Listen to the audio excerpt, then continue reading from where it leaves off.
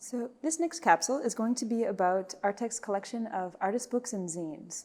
But first I want to ask, is there anything more wonderful in the world than artist books?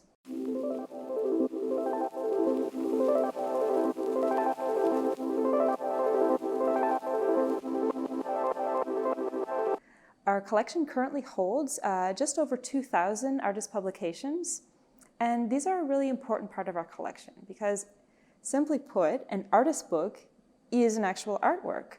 So instead of being a representation of artwork like in an exhibition catalog, the book is the actual artwork. So it's a way for us to also disseminate actual artworks in our collection and make them accessible for users. For artist books, it's the format of the book which is an essential part of the artwork itself. We even have artists using this in unconventional ways. So we have different sculptural objects that use the format of the book, but sometimes they're not actually a book at all. They just look like a book. These we often call bookworks or book objects. So within this wide and fluid category of artist publications, we also have zines. So are artist books and zines the same thing? Well, they are both artist publications, but they're not exactly the same. This is a rather fluid category, and with the proliferation of art zines, we do see a lot of works that do fall into both categories, and sometimes it's even up for debate. But it is important to note that artist books and zines do have different aesthetics and a different history. A zine is generally a non-commercial publication, often produced in a limited print run with modest means, and meant to express the ideas of the creator. Zines are often circulated in small communities or networks, in zine fairs, or through the mail. Very often, their ideas fall in line with countercultural or social movements. Traditionally, a lot of zines were printed on a photocopier or a Xerox machine, often printed by folks at home. They can be staple-bound or just simply folded, like this. But nowadays, we see that people are using a lot of different kinds of printing methods to create zines. So often we have artists using silkscreen to make zines, such as this example from the artist Julie Doucet. We can see the really bright colors here of the silkscreen. We also have more and more artists using risograph to create zines, such as this example by the artist Pascaline Knight.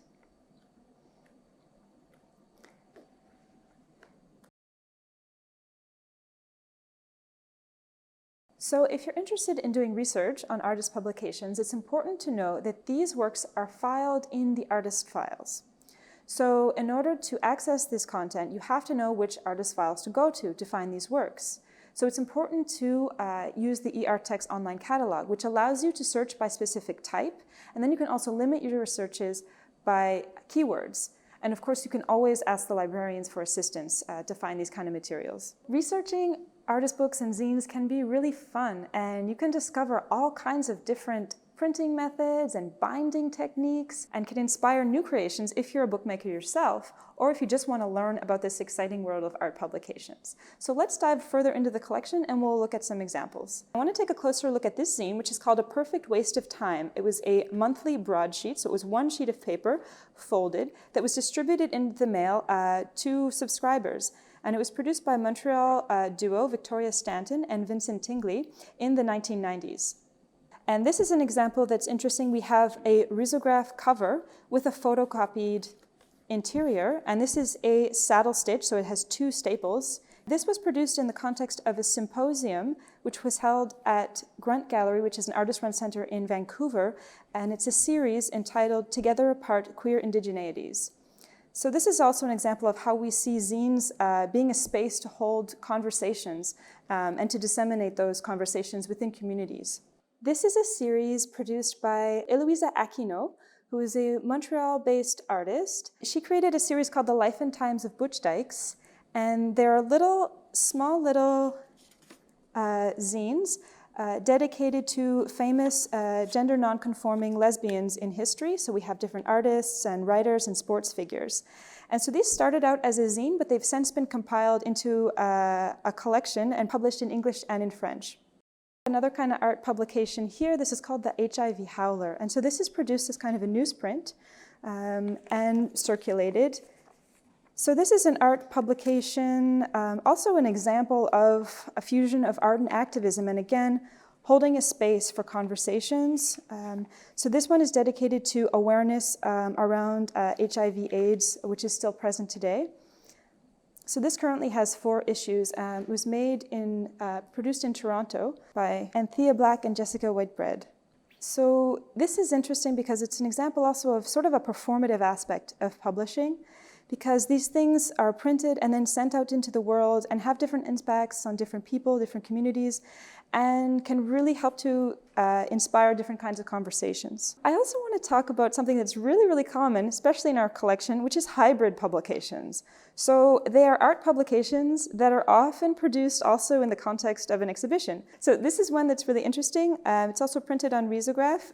It's called An Ordinary Hole in the Wall Along McLeod Before the Railway Underpass. And this is an exhibition that was held at Stride Gallery. And it's about Asian cuisine and different history and influences. The publication has parts of it that are actually a menu. And then we have different essays as well.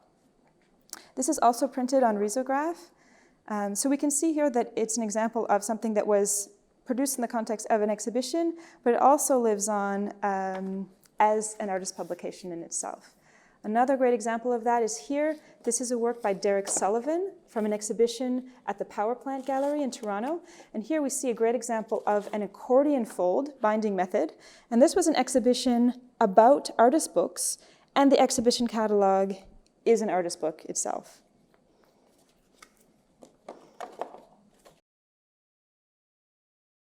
Often we'll also find artist books that aren't actually books at all, like these publications by the collective Réparation de Poésie, which is a collective dedicated to mail art. And so basically they produce these boxes, which are assemblings of different pieces sent by many different artists who collaborate on the project.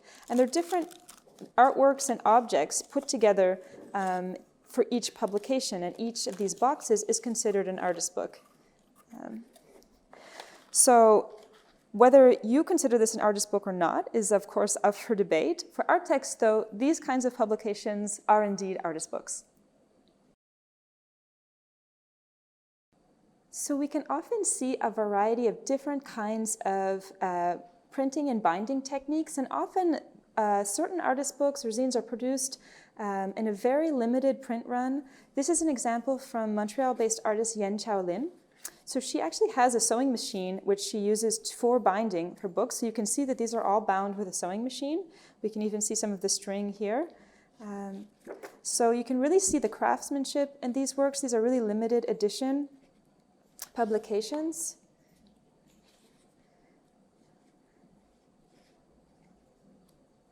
But we also see artist books that are with a much more higher production value, maybe mass-produced, really high-quality printing method. This is an example of a publication published by the Archive of Modern Conflict, which is an archive of vernacular images of conflict. And so the artists have used the format of the Holy Bible to insert images from the archive. And this goes to another subcategory of artist publications, which is the photo book, which is an artist book, but using photographs. So this is a really well-known example, a book called Cover to Cover by Michael Snow. And Michael Snow was a filmmaker, and we can see really clearly in this publication it has a very cinematic quality. It's printed all the way to the edges, and it's actually a book that can be read cover to cover, backwards and forwards. So this is really just a small glimpse of the artist publications that we have in the collection. So we welcome you to come and discover more with us. So if you're interested in researching artist publications, we also have books about artist books. So publications that contain information about the history and theory of artist books, as well as their role in contemporary art. And we also have information about how to make artist books, different binding techniques, as well as information about printing and distribution. So there's a whole wealth of information here. And lastly, I'd like to add that if you're watching this and you're an artist book maker or a zine maker and you're interested in submitting your work to the collection, please don't hesitate to get in contact with us.